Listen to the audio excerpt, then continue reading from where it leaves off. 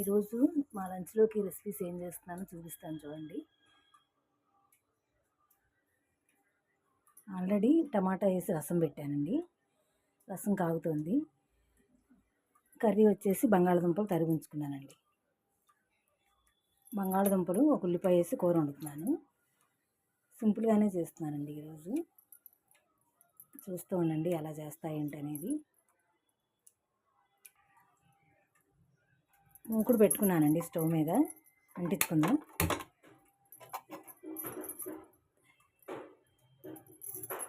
Heat అవుతుంది, oil పోసుకుందాం.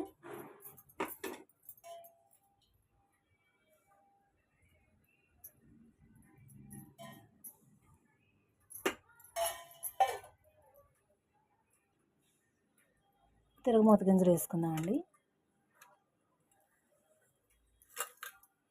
మినపప్పు, ఆవాలు, జీలకర్ర, కొద్దిగా పచ్చిశనగపప్పు,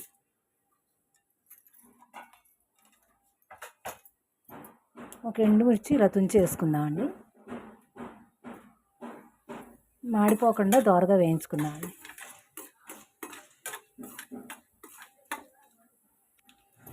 వేగినాయండి. ఇప్పుడు బంగాళదుంప ముక్కలు వేసుకుందాం. ఉల్లిపాయ కూడా వేసేస్తున్నానండి దీంట్లోనే.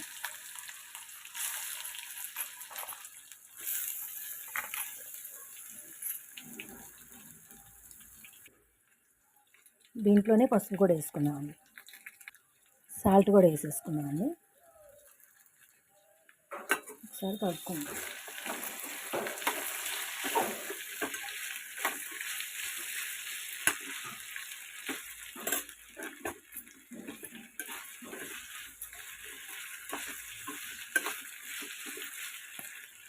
మూత పెట్టుకుందామండి.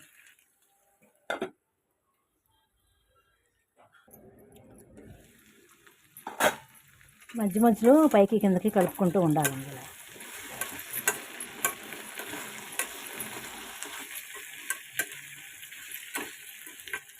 మళ్ళీ మూత పెట్టేసేద్దాం.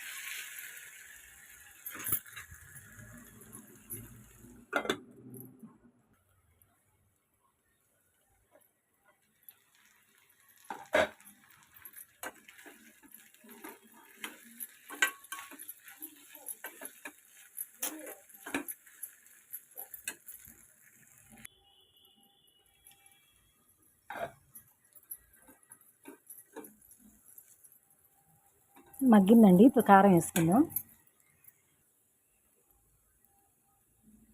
మనం రుచికి సరిపడేట్టు కారం వేసుకుందామండి.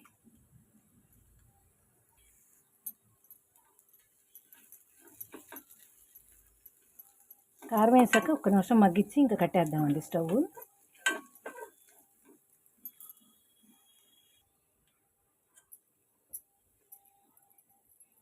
ఇంతేనండి, సింపుల్గా బంగాళదుంప కూర అయిపోయింది.